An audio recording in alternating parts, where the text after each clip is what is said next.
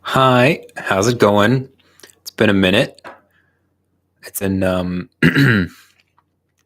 it has been just over 2 months since my last stream.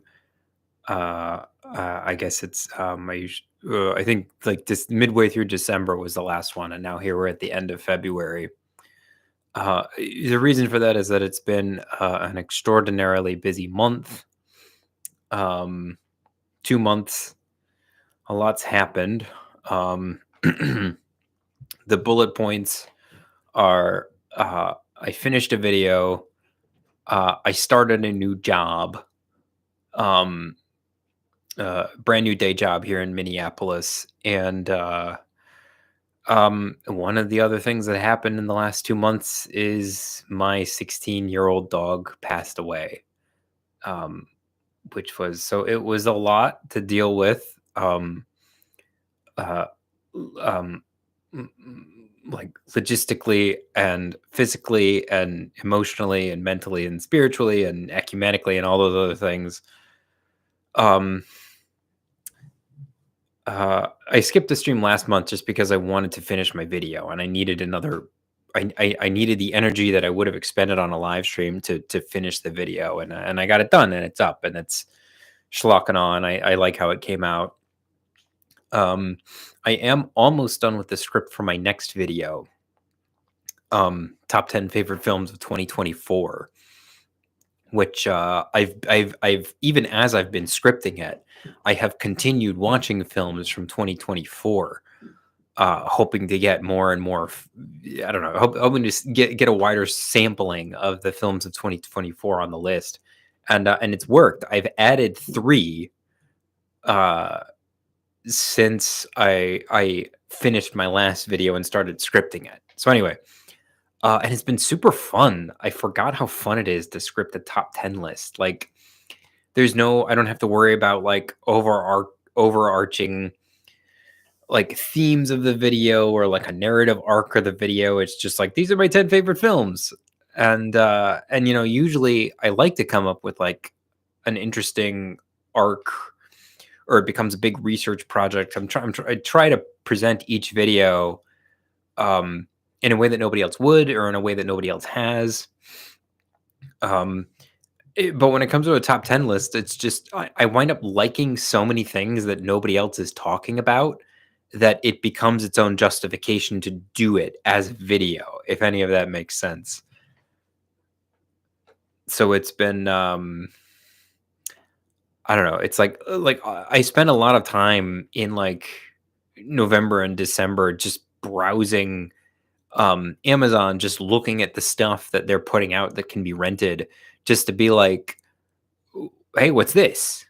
Um, and I'll just see like a title and a log line and a poster for a film I've never heard of, and I'll be like, that sounds interesting, and I'll watch it. And a lot of films make it onto my top 10 list by doing that. Like, for example, my second, third, and seventh favorite films for 2024. Spoiler alert: this is a public list on my letterbox, so you can look it up there if you want to spoil what my favorites are. Numbers 2, 3, and 7 are films that nobody told me about. I was just browsing and found them and watched them and was like, this is really good. And it's exciting to get to talk to 150,000 people about it. So that's it's been fun, is what I'm trying to say. And it's not super long. I don't think the video is going to be more than 25, maybe 30 minutes, which I think is I honestly I wish I could do a top 10 list in like 20 minutes, but it's hard to say anything of substance in just 2 minutes about a film. So it winds up becoming 3 minutes per film, and then the video is 30 minutes long. But it's going to be fun. I go on a few mini rants about like how a lot of my favorite films this year, the studios aren't bothering to put them on Blu-ray, which becomes frustrating for a number of reasons. Not least of all, I'll preview a little mini rant. There's this film called the webcam, it's all blown out, but it's called Young Woman in the Sea. Uh, and it's a Disney release, so they didn't put it on Blu-ray, and you can't even like pay to rent it on like Amazon or Fandango or any of those like third-party sites. It has to be Disney Plus, and Disney Plus has really shitty bit rates that cannot handle, amongst other things, shots of running water. It doesn't matter how fast your internet is, they will not send you the data fast enough to get a 1080p image of flowing water, which is a problem for a film about somebody crossing the English Channel. And I'm gonna rant about that in the video. Oh, there's a cat that squeezed through the door behind me. Tommy, Thomason, you want to say hi? Can you see her? Oh, there she is. Come on, Tommy. Come on. I promised them I'd have a cat appear in the video. This is Tommy. How's it going, sweetie? Yeah, she doesn't feel like sticking around. She's sitting on my chair's armrest. Okay, now she's leaving. Okay, that was the cat appearance, I promised. She is named after the main character from The Witch, yes. That's Thomason. And then Otto. Otto was here right before I started streaming, but I think he slipped in and slipped out. Sparky Upstart asks, did you watch Mikey Newman's 2024 recap? He slammed through every film he saw and picked the top 5, but to be fair, I think he assumed the audience would be familiar with them already. That's Movies with Mikey, right? Or Film Joy? I think, anyway, I have not seen that video, but I like that guy as a YouTuber. I will have to, I'll have to look that one up. But yeah, in like doing a top 10 list, it's like you only have, like, you figure you only have 3 minutes max to talk about each film. And if it's really obscure, it's like you spend half your time just telling people what it's about.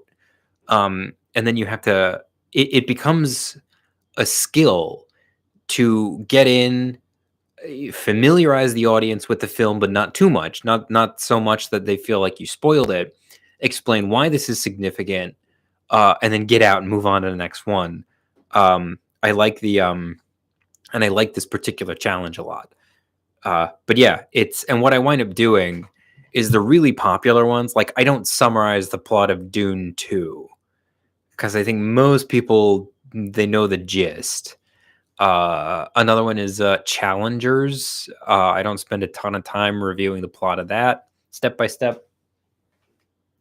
Okay, both the cats are at my feet, but they're both very active. It's a night where I plated their food and neither of them wanted to eat, which means that they're feeling rowdy. So they're like circling each other. They might start playing behind me. Anyway, but yeah, I'll look that one up. I pulled out my phone to type it in, and then I didn't type it in. That's the other YouTubers get their top 10 videos out so fast. Like, I don't know. Most of them release their top 10 list on in the first week of January. Well, first of all, I'm not that kind of YouTuber. Once I decide on a subject, it takes me months to finish it, no matter what it is. And the other thing is I need to wait through the first couple months of the year so that the stuff I missed in theaters is rentable so that I can finally watch it and evaluate it. But ironically, my number one pick came out the very first week of 2024, and I've been dying to talk about it on the channel. Anyway, this is like, I crave a beer like 3 nights a year. And I got home from work today and I was like, I'm actually craving one. So this is I did not buy this one. somebody bought a pack and brought it over to my apartment, and then they left it, and it's been here for 4 months because I don't crave beer that often. Anyway, where was I? So I'm prepping that video. Um, I have I've been very excited about the videos that I have planned this year. I don't know why it's just easy to get excited about a future slate in like January, February, March. I'm always really excited about my plans for the year, and then as the year goes on, I start to get not less interested in the plan, but I get a little bit sadder because I see just how many videos I'm not going to get around to, and it's just more exciting to work on a video as soon as you think of it than like 2 years later. But anyway, um, what does any of that mean? Uh, I I'm currently in a phase where my current video is top 10 favorite films of 2024, and I'm excited about the multiple options that are competing in my head to be the video after that. Um, it could be anything from why aren't movies sexy anymore to our rant about writer's block to one an idea came to me just the other night, which was 5 films that scratch the Animorphs itch, which is just like they're not Animorphs films, but I think about the Animorphs when I watch them for various reasons. And these are films that people don't like. I googled like films that feel like Animorph movies, and it's the most it's like Divergent because there's like kids at war, or there'll be like The Hunger Games will pop up, or The Host, because that's a movie about like aliens taking over the earth. And I'm like, no, I want more visceral, more subtle reasons than like literal plot connections. Anyway, um, so that was a video that I pulled up a new Word document and just started scribbling down thoughts, and that's all exciting. That's a very exciting stage of this process. Sparky Upstart says, you should freak 'em on the okie dokie. You should freak 'em on the okie dokie. Like, that's what you wrote. I do not know what those words mean in that combination. You should freak 'em on the okie dokie and do a top 10 video for films from a completely random year. Okay. That'd be funny. I have actually thought about, like, I was toying with the idea of doing a revisiting like a top 10 films of 2013, 12 years after I made that video. But I don't want to. I remade a video last year, and I don't want to get into the habit of like remaking. I don't release them enough videos to justify remaking them all. But I did have plans when I first started the channel, like in 2013. One of the first ideas I had for a series, like Schlock and Awe or Sorry in Cinema, was the year in film, and I would pick a year in the past and talk about that year's filmography. And I actually have um, a script for 1976, which is a fascinating year for film. It was America's bicentennial. Um, and you have all these great films about like distrust in the establishment, and like distrust in the media landscape. Very cynical film. Like there's All the President's Men about investigating Watergate. There is Network, of course, which is about killing a newscaster for ratings. But then what wins Best Picture? Rocky. So it's a fascinating. The Taxi Driver came out that year. But then, of course, Rocky is the highest grossing film of the year, and it wins Best Picture. And that one was going to be kind of light on analysis, but it was going to be, these are the films that came out, and these are the sort of inferences we might make about what people were feeling at the time and what trends were being pushed. Just as sort of like an as sort of like a film survey course type of deal. But of course, I would also wind up picking my favorite films from that year. And it's the sort of thing that I would like to go back and do. But it's like I'm already doing at least one Sorry in Cinema each year. I'm doing at least one Schlock and Awe each year, and I'm not releasing it. I'm only releasing 4 or 5 videos each year. And if I add another series, the year in film, I'm down to like two, uh, two more each year that I can just sort of freelance and do whatever I want. So that's what's been stopping me. But I have thought about that. I have thought about doing videos about random years. I had a couple of them planned out. I had gone so far as to pick a year and start watching as many films from that year as I could. And I did it with 1976. I did it with 1960. I did it with 1982 or 84. I did it for 1999.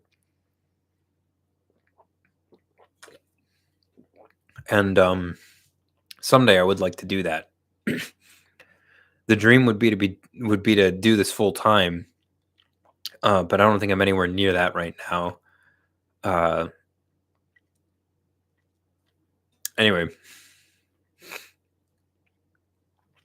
Sparky Upstart says, someone who found you from Animorphs. I'm putting a vote of confidence for that one. I didn't know you found me through that Animorphs video.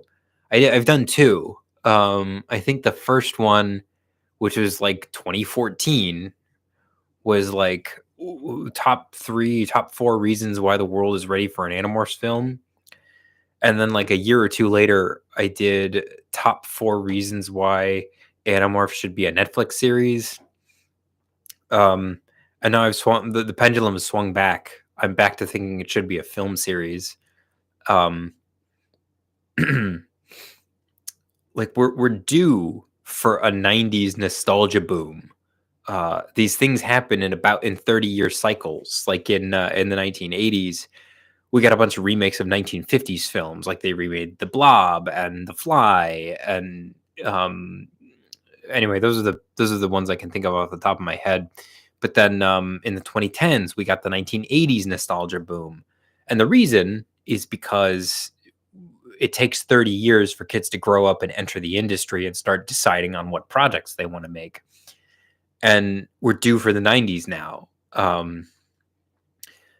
They've already started with Goosebumps. Like they made 2 Goosebumps movies, and I think there's a TV show now on Disney Plus about Goosebumps. I don't know anybody who's seen it, which is partly why I don't think it should be a streaming thing. I think streaming is just a way. Streaming, and Disney led the way in this. Streaming has become a way to turn your most prized IPs and turn them into things that people go, wait, they're already on season 3? They're just so insubstantial now.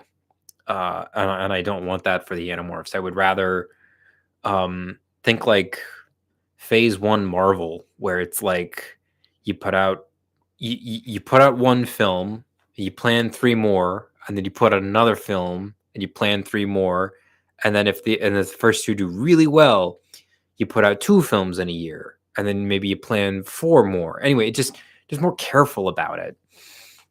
But my other thing is that you don't save your best ideas for future installments. You fit if you have an idea that you feel has to make it into an Animorphs film, you put it into that film. And that's not an argument for like overstuffing it with plot points. That's just if you think of a great idea, don't pull it out of the film for to give it to some future installment. Like that's how Chris Nolan did his Batman trilogy. Was every Batman film he did, he assumed that it was the last one he would ever make, and I think that it made them all better for it. And I think that's how an Animorphs series should be made. Anyway, but I'm glad you're interested in it. It's difficult to make videos about Animorphs because they're all just books. I mean, there's also the TV show, but nobody wants to revisit the TV show. And so it's usually kind of hard to figure out what to film and how to talk about Animorphs when you're a movie channel. But anyway, this was one way that I thought about doing it. Nonsensical Compound says, speaking as someone more interested in Animorphs than sex, aren't we all? I think the latter video idea should take precedence. Well, the advantage of the Animorphs one is that it's just a simple list of 5 films that I get to talk about and how they remind me of the Animorphs series and how I think they might be able to serve as lessons for anybody who wants to go on and make an Animorphs series. Whereas the "Why aren't movies sexy anymore" is a massive research project. I don't know how I will bring that one in under an hour because it's such a huge topic. It's the history of film, the history of the presentation of sex in cinema, which is already you could do like multiple college courses on just the presentation of sex in cinema through the decades, and then you have all the artistic angles of like how to present sex in cinema and why you would do that, um, and how and then you have the cultural aspects, or how people react to it, what the reputation is like, the openness versus the hesitation to discuss sex or depict sex, and why, and who gets to be presented as being attractive. It's just such a huge subject, and I want to talk about it all. Uh, I've got like 4 pages scripted right now of that, and I worry that if I sit down and say, "Okay, this is my next video. I'm going to finish it. Let's go." I worry it's going to become an even bigger research project that's going to take like 8 months to finish. That's my concern. That's why that hasn't gotten made yet. I'm worried to commit to it and then be stuck doing that and only that for half the year. So I thought I'd peck away at it for a while, but I've never been good at working on multiple videos at the same time. When I commit to a video, I want to see it through to completion. That's just my tendency.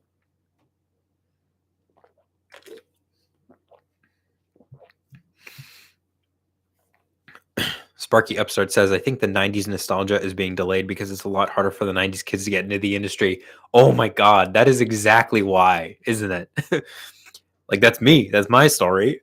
I'm a 90s kid who would love to write an Animorph series, but I can't get hired in that field right now. Sparky Upstart says, when it comes to Animorphs videos, it's all in your hands. That was the worst opening theme song. I remember as a kid listening to that and being like, why did they pick this song? I mean, it kind of invokes like it barely invokes the idea of 5 kids gaining the power to morph and then to like defend their planet. But like, I think the lyrics should have. I was like, they could have written a song that was like specific to the conflict rather than just picking this generic. Oh, they did write this song. Anyway, that that show should have. I don't know it, and it's. I didn't even like the Animorphs TV show debuted when I was still reading Animorphs, when Animorphs was still an active book series. And as a kid, I watched like 5 episodes and I was like, this is so boring. And they bit off more than they could. There's no way they were going to be able to present a competent show. It's not like the show was incompetent. There's just no way they could put the subject to film.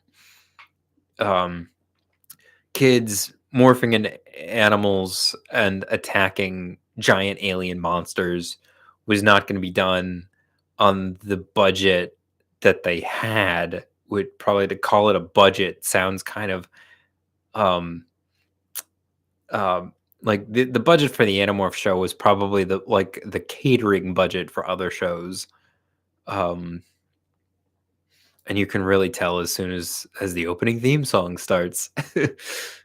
Someone was like, "Why don't you do an analysis of the show?" And I'm like, "There's not much to analyze."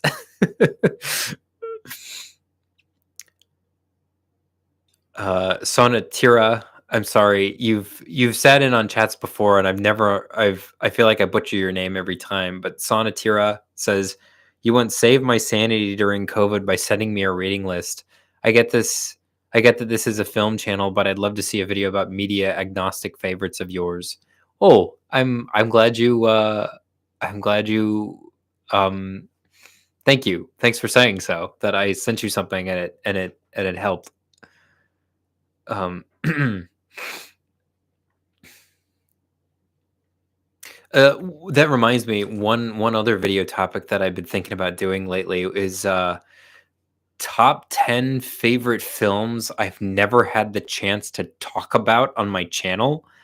Uh, and it's exactly what it sounds like, is films that I love that I don't have like some big hot take. I don't have a whole video's worth of things to say about it, but people should know about these films. And like the exemplary film that comes to mind is Hesher. I've never talked about it on the channel. I think I used the Blu-ray box as a gag in one video. Um, but Hesher is a film from.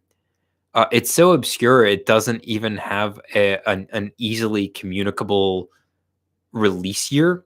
It was filmed in 2009. I think it premiered in 2010, and then it got a straight to video release in 2011. Um, but it's um, how do you summarize Hesher? It's Joseph Gordon-Levitt is a semi-homeless itinerant um metalhead living in Southern California, passing through Southern California, and I don't want to say befriends this kid because their relationship starts off incredibly antagonistic. He forces himself into this kid's life as a means of having a place to crash for a little while, and he starts hanging out with this little kid, and the kid has just lost his mom, and so he's going through all this grief, and then this weird metalhead homeless guy shows up, and he's kind of forced to hang out with him, and uh it is such a sublime film, and I've showed it to people. A lot of people don't understand the appeal. A lot of people are like, I did not like this movie, but it's one of my favorite films of all time, and I've never talked about it before. So I would find 10 films like that and turn it into a video. um Anyway, my just as a side note, when I got this new day job here in Minneapolis, which I am grateful for, it does pay my bills. uh I lost all telework. Um, so my free time is at a premium. It's hard to find time. It's harder than ever to find time to work on stuff. I still do because I love it very much, and I pursue time for personal projects as diligently as possible. Um, but yeah, the big massive research projects are very intimidating right now. So I've been drifting towards these ideas where I just present a list of films under a common theme. Anyway, they've been very fun to script, and I might pick more as the year goes on. This might just be the year of listed videos. I don't know. It worked for BuzzFeed for a decade.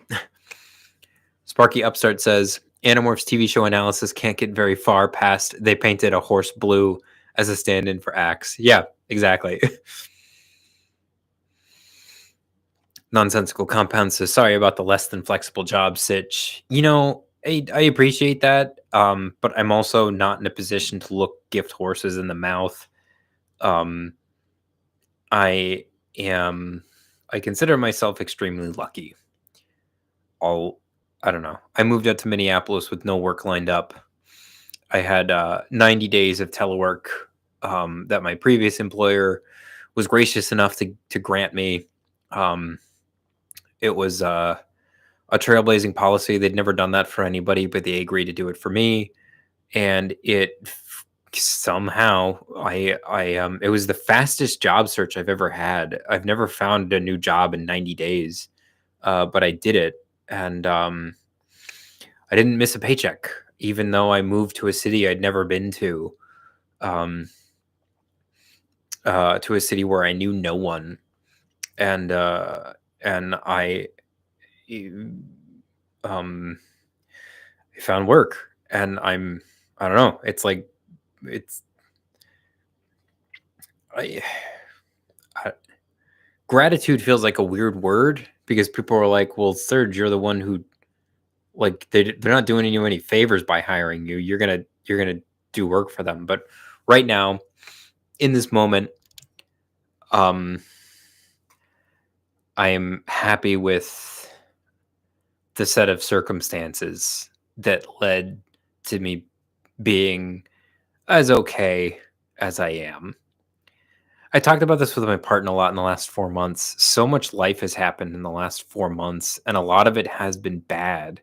Bad things have happened to me and to us in the last 4 months, but we're okay, and right now I'll take that. I don't know if that's I don't know, that's the best way I can describe it right now. I'm even, I thought it meant the end of working out, but I've actually been, the first 2 weeks were a little rough, but the weeks 3 and 4 on the job, I was getting better at coming home and having enough gas in the tank to get a workout done. So I'm glad those aren't gone. Sonatira says, "Thank you for getting me into Octavia Butler books." Okay. Yeah, I had read one Octavia Butler book. I can't remember the title, but it's about the aliens have already taken over the human race, and there's this woman wakes up and she's being visited by this alien, and they start talking to each other and getting to know each other's cultures. Anyway, that was the Octavia Butler book I read that was like Lilith's Brood. Yep, that's the one. I read that one and I was like, why didn't they hand me this in high school? Anyway,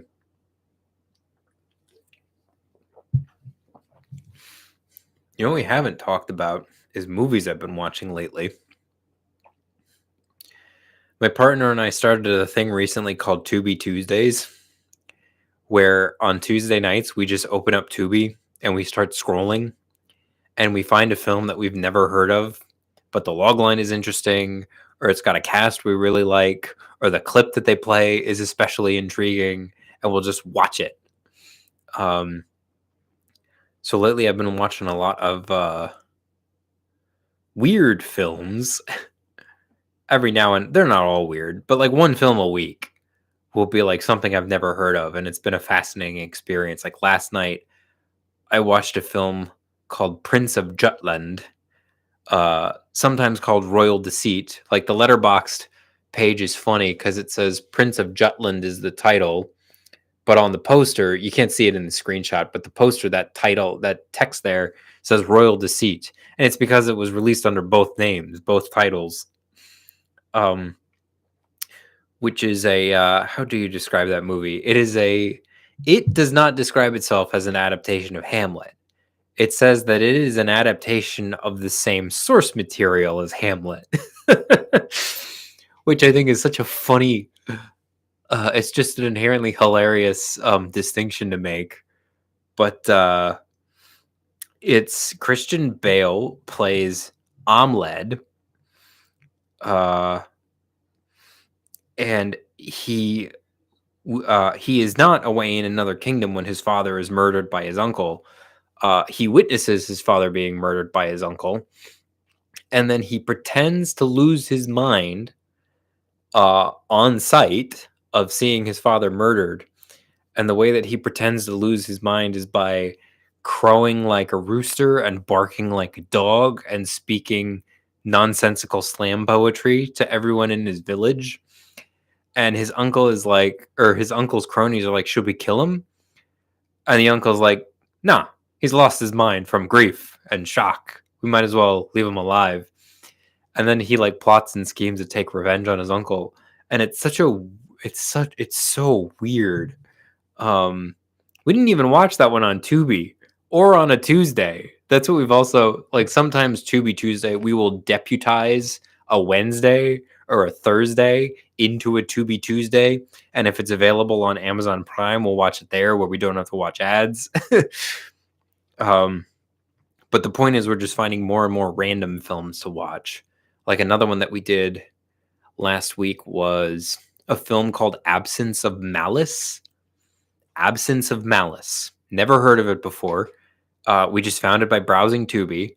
It's from 1981, and it is Sally Field is a reporter who publishes a false report that Paul Newman is under investigation by the cops. And it kind of ruins Paul Newman's life for a little bit. And he sort of like confronts Sally Field.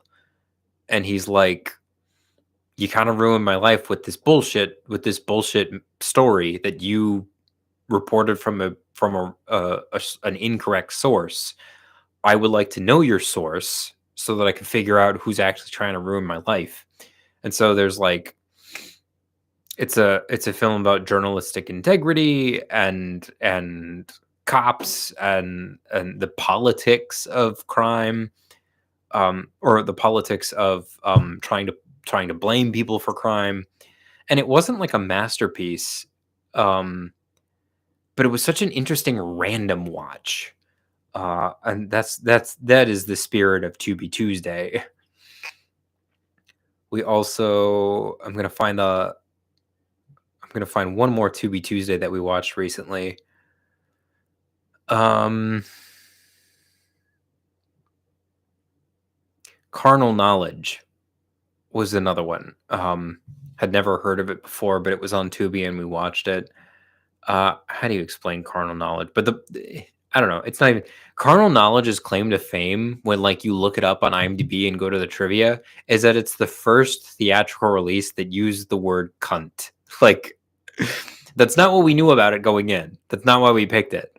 But that's just in trying to summarize carnal knowledge. That's what people say it's famous for. So make of that what you will. Sparky Upstart says, I'm glad you're able to keep you and yours afloat. I hope one day you can make art full time for your sake, but it's good to hear you lucked out after the move. Thank you. Yeah, it's the kind of, and anybody who follows me on social media is probably noticed an uptick in, I don't know, I'm just trying to, I don't believe in manifesting. I don't think manifesting is a thing, but like being prepared for good things is a thing. And I don't think I've been great at that over the years. I don't think I've been great at preparing for good things to happen. And I don't know. It just felt like I've always described myself as like somebody who's trying to become a screenwriter.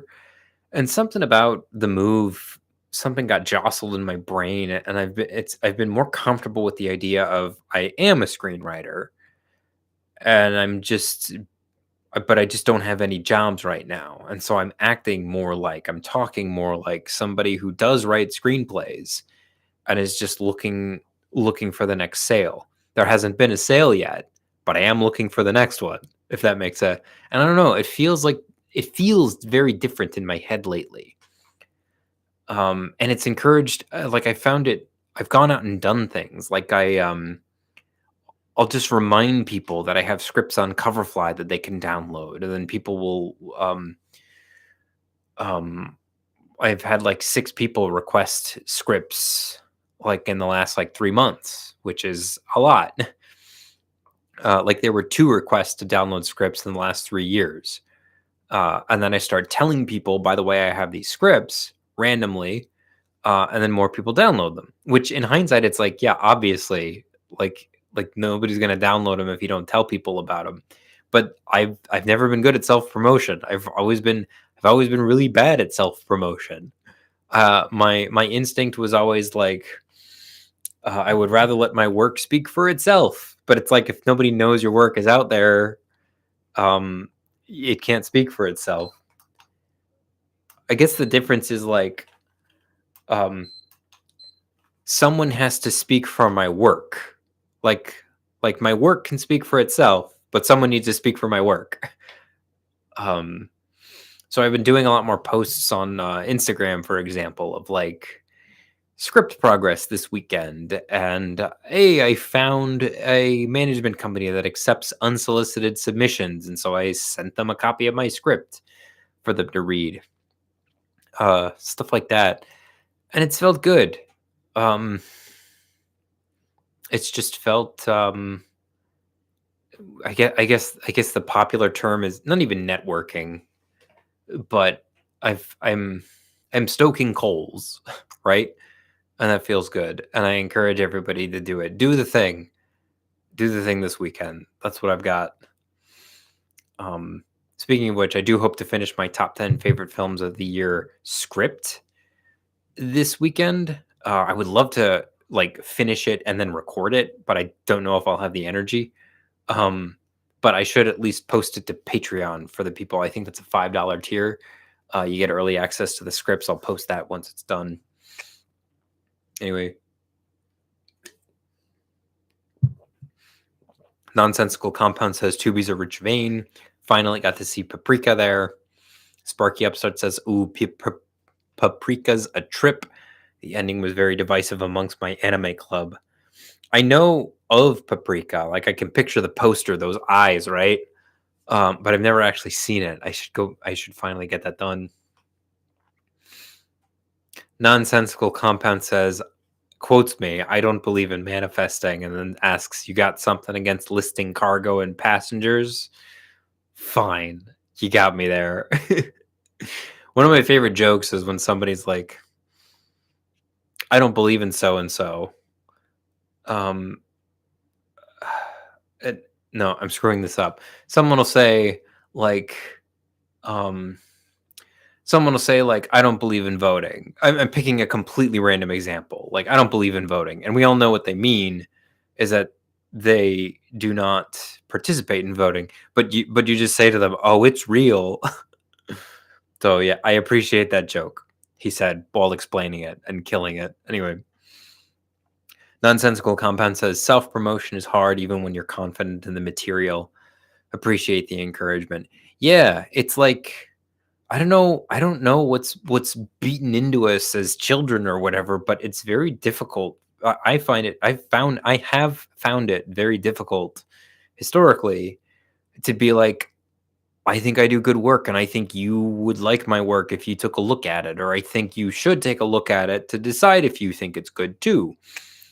I've generally speaking been very bad at that. Um, it doesn't help that I'm an introvert. It doesn't help that I'm uh, not very good at talking to people about anything, much less my own work. But I think I'm getting better at it. And I'm excited for you all to get better at it too, if that's what you need.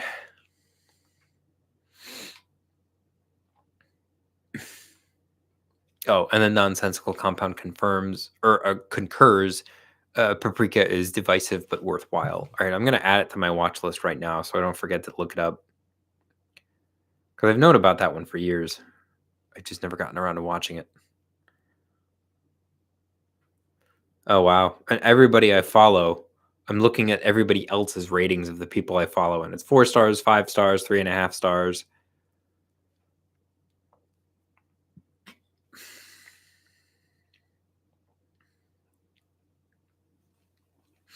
Anyway, I usually start the streams by going through the list of things I've been watching lately, but it looks like we're gonna end the stream with this. I'm feeling I've had like a third of this, and that's more beer than I care for. So now I'm switching to their BCAAs. It's like it's you drop a tablet into water and then it's got more vitamins, that sort of thing. Anyway, Sparky Upstart says, if we're doing anime recs, I also nominate Redline. It comes and goes from Tubi, and Summer Wars. Haven't seen it on streaming, but if you find a physical copy, it's worth it. I will add both of those now.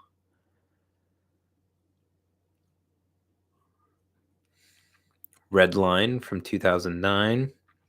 Oh, this looks fun. The most dangerous and exciting car race in the universe is held only once every 5 years, and that's tonight. That sounds very fun. It is not streaming right now, nor well, not on any of the services that I subscribe to, but I will look. I'm also not above just paying $3.99 to rent a movie. And the other one was Summer Wars.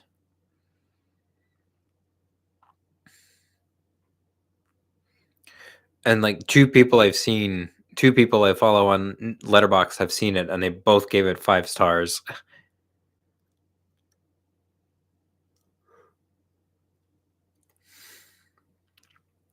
So before I watched Prince of Jutland, I watched King Arthur, the 2004 adaptation by Antoine Fuqua. Um, King Arthur was a film that I watched all the time it came out when I was in high school, and for the 3 years between it coming out and me going to college, I probably watched it, like, 10 times. Like, every time it was on TV, I would sit down and watch it and finish it. So, incredibly familiar with that film, and then I don't think I'd seen it since college. So, I don't think I'd seen it in, like, 13, 14 years. And then I went to check the price, and the Blu-ray, it's, like, in danger of being out of print. Not that there aren't any copies out there, but, like, I didn't think like, I don't remember something about, like, Amazon was selling new copies for, like, 30 bucks. When an old movie jumps up in price when it's new, that means it's starting to go out of print. So I picked it up cheap as a used copy. But anyway, I watched it for the first time in years, and it holds up, I think. What did I say on Letterboxd? Signs of studio interference are all over this, and the director's cut is noticeably worse than the leaner and warmer theatrical cut. But when the movie's good, it's really good. Anyway, I like all the random granular details from that film. Like, all the knights of the round table are pagans except King Arthur. King Arthur is a Christian, but all of his knights are pagan, and he doesn't hold it against them, which I think is fascinating. Um, right when Guinevere and Arthur are having what you think is their meet cute, she calls him a murderer, to his like a genocidal murderer who kills his own people, which I thought was interesting. Um, there's a battle on a frozen lake sequence which I feel like has been done to death since this film came out, but at the time it was a very interesting and exciting, and still is an interesting and exciting set piece, but not everybody had done it at the time. Um, and there's a horse with a shark fin on its armor coming out of its head, and I like that. Sonatira asks, any movies you used to like that haven't stood up so well? Uh, that's a good question. There's a kitty spotted. That's Otto. Hey, Otto. That's my little ragdoll boy. He's not yet 8 months. He's getting very big. But yeah, just this past month, I rewatched Black Panther for the first time in um probably 5 years. And it wasn't as good as I remembered it. Let me just I actually think I came up with a pretty good summation of my feelings on Letterboxd. So I'm just gonna read it. Way more neoliberal than I remember. Any character with even a hint of revolutionary energy has to be given homicidal daddy issues so that they can be killed without confronting the problem that they've correctly identified. Making a CIA agent one of the good guys in Africa, no less, is downright insulting. Any reference to real world oppression is done in dialogue, not so much as a second of stock footage to actually depict what's going on. Still, though, it's about as close as any $200 million film will ever get to even acknowledging the problem, and the production design rips. Um, so yeah, that was one film that when it came out, I was quite taken with Black Panther, and I do still think it's good. It's on the good side of quality, as opposed to the bad side. But yeah, I've done so much more political reading in the last 5 years or the last 7 years since it came out, and I'm like, oh yeah, no, this is still absolutely a product of a neoliberal capitalist society. um, it's hardly revolutionary. Uh, it's just coming at it from an angle that's kind of new and refreshing. Sparky Upstart says, I suddenly pictured. Ugh. Sorry, it's been a long week. I'm still in training at my job, and when you start a new job and you're in training, every day is just kind of mentally exhausting. That plus, my body doesn't know when it's supposed to wake up anymore. Because when I was teleworking with the 90-day grace period for my previous employer, I was still working on Seattle time. So I would wake up, or not wake up. I would clock in at 10 a.m. and then work till 7 p.m. and then have the rest of my evening. And then I start this new job, which is 8 to 5, like a regular job, and it. I don't know. The effect it's had on my sleep schedule is my body just like does not know when it's supposed to get up, and I will regularly wake up at like 4 a.m. and it is a crapshoot as to whether or not I manage to get back to bed. Last night I woke up at 4 a.m. and I struggled falling back asleep. Anyway, I'm probably going to end the stream at the top of the hour, um, and be asleep within half an hour. Anyway, I yawned. That was my big apology for yawning. But Sparky Upstart said something funny. Said, I suddenly pictured King Arthur carving coexist into the round table. Which is funny if you've seen the movie, because the table is round, but it's not solid all the way across. It is like a ring. So he could not carve anything into the middle of the table. But yeah, so Black Panther was a film that I have cooled on since its release. I also rewatched a few days after that. I rewatched Captain America, the first Captain America, the Captain America that everybody hates, because that was always my favorite Captain America, to see if it holds up. And I think it does. I definitely don't think it's a masterpiece. I remember when Captain America first came out, I found it very weird and even distasteful that it was so scared of mentioning actual Nazis and actual fascists.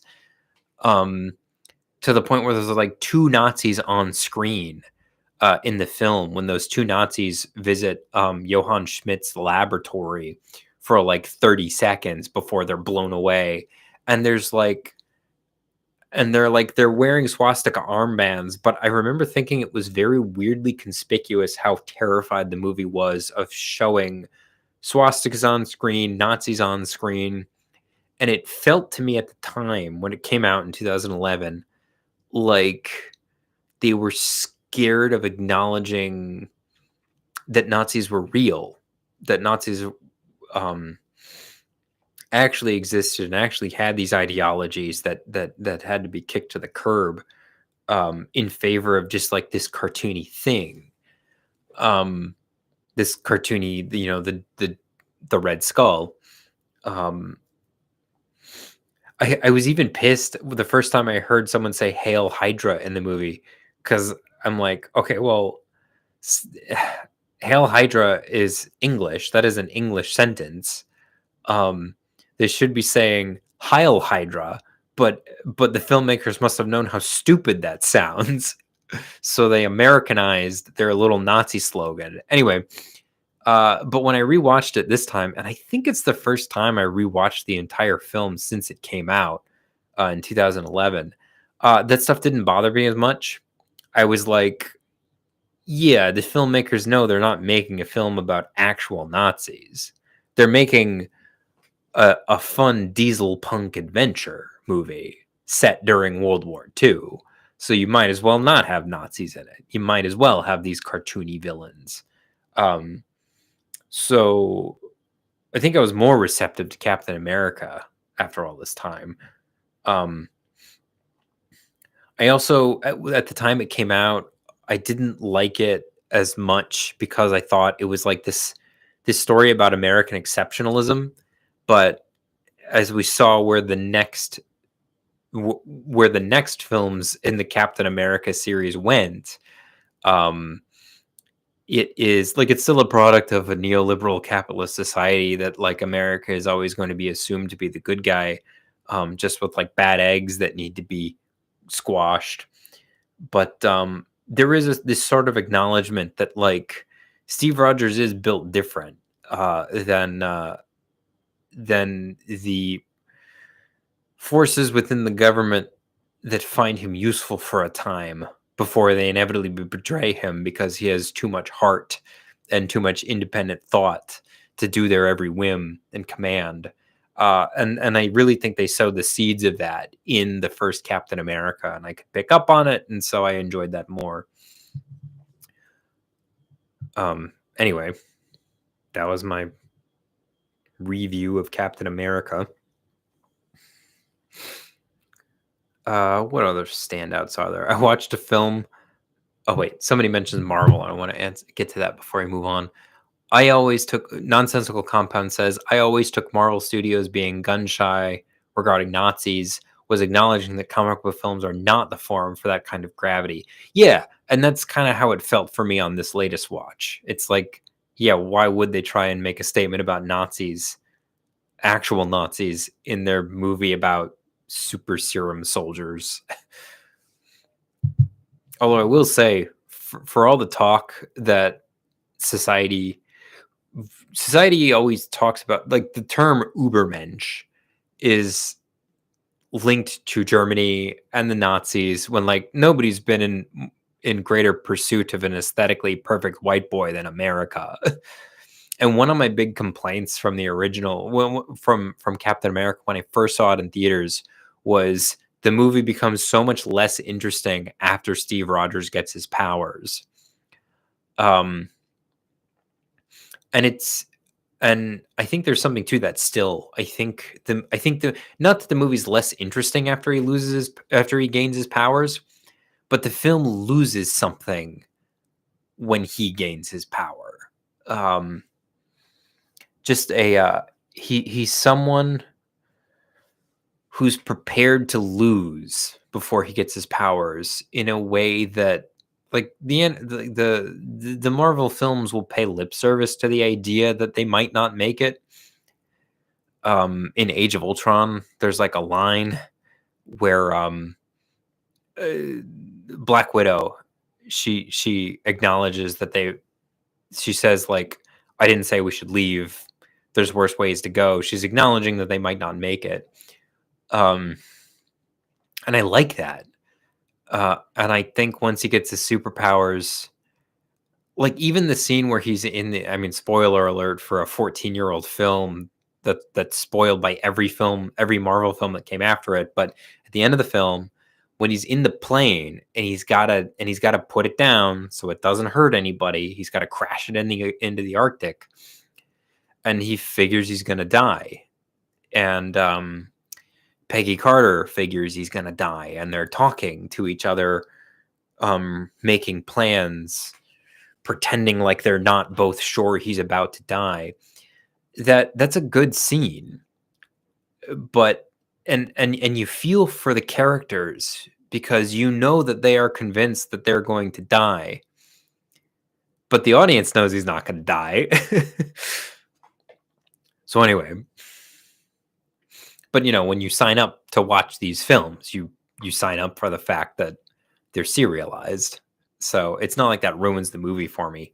I just think it loses a little something when Steve Rogers gets his powers. Nonsensical Compound says tangential but very good Ubermensch adjacent pun in the latest Philosophy Tube video. I did see that she posted a video about Nietzsche. I've been meaning to watch it. Philosophy Tube is so fun.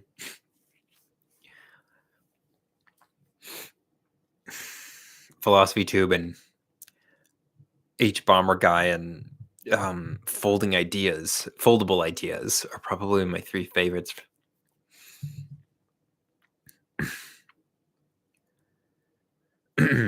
And then my voice is starting to go and I'm exhausted, so I'm not going to keep going forever, but there is one more film I definitely wanted to mention, which is called The Invisible Raptor. Again, you won't be able to see it very well on the webcam, but, like, it's cheesy, it's pulpy, and the invisible raptor of the title is literally an invisible raptor. I found it by I was just browsing Amazon and I was like, what's this? a movie called The Invisible Raptor, and it's a movie about an invisible raptor that gets loose in a town and starts eating people. And there's this amazing scene in the trailer. As soon as I saw this scene in the trailer, I was like, all right, while I'm watching this, people are like, they find this scientist who's trying to recapture the invisible raptor that's running around town. And they're like, how did you make a raptor? And he goes, did you see Jurassic Park? And they go, yeah, we saw Jurassic Park. And he goes, we did that. And they're like, well, how'd you make it invisible? And he goes, did you see the Invisible Man? And they're like, yeah. And he goes, we did that. But unfortunately, that was, I'll just read you my review. I wound up giving it 2.5 stars out of 5. And I wrote, oh, I wanted to love this. But for all the funny jokes they came up with, there isn't much comedic timing. It's edited like they filmed it in front of a live studio audience with an applause break after each punchline. It also does that thing where it'll reference other films, which is fine, but then it'll explain what it's referencing in agonizing detail. Like there's this scene where this kid sees a light coming out of the tool shed in his backyard, and so he goes down into his backyard, and he's like standing in front of the shed, and I'm like, oh, this scene evokes E.T. And then a little ball or something gets tossed out of the shed and rolls towards him, and I'm like, oh, that's also like E.T. And then the kid starts putting candy down in a trail leading up into his house. And I'm like, okay, we get it. Okay, yeah, definitely ET. They're absolutely referencing ET. And the invisible raptor starts eating the candy, following the kid into the house. And then they keep going. And then you see like the kid has written his name on his door, and it's Elliot in like these big obvious block letters. And at that point, I'm like, yeah, I get it. I know you're referencing ET. And then the kid disappears, and the TV news anchor who's reporting the story is like, a child has gone missing in Schmielberg County, and at that point I'm like, I get it. I know what you're referencing. You don't have to either people get the reference or they don't. Like you reference the movie, which is fine, and the people who don't understand the reference, you're just presumably your film is interesting enough for them to keep watching in its own merits. But the people who recognize the reference get it, and they chuckle, and the movie goes on. But then if you stop to explain it, who is that benefiting? Like the person who didn't get the reference isn't going to care that you referenced something. And the person who did get the reference is going to be like, okay, well, now you've ruined the joke. And it keeps doing that all through the film. Like somebody will he'll cover himself in mud as they're getting ready to attack the raptor. And you're thinking, oh, like in Predator. And then a character will literally turn to another character and be like, mud, like in Predator. And I'm like, come on, stop doing that. So it keeps doing that. And I was like, I wanted to love this movie, but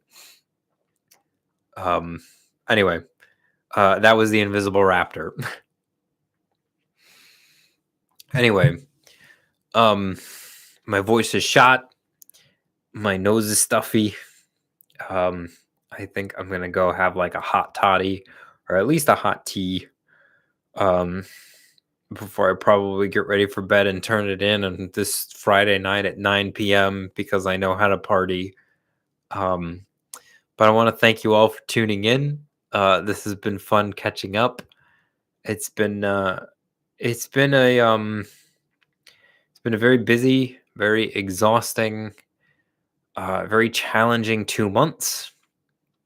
But I don't know. Like maybe it goes against good sense, but I feel better about the next 2 months than I do about the previous 2 months, if that makes sense. Like a bunch of bad stuff happen to you and you still feel optimistic about the future? That's where I am right now. And with any luck, and some work, I should have a script prepared for my next video. And then I can record it and start editing it, and and be on, moving on to the next project, which is always the goal because it's fun and it's rewarding, and I'm gonna keep doing it. Um, yeah. Anyway, thanks again for listening. Uh, yes, I agree. I hope everyone has a good night and also a good weekend. Optimism sounds very sensible. Thanks for partying with us. Proved you can survive adversity. Um, Thank you again for all your support. It means a lot. And I will talk to you again soon. Bye.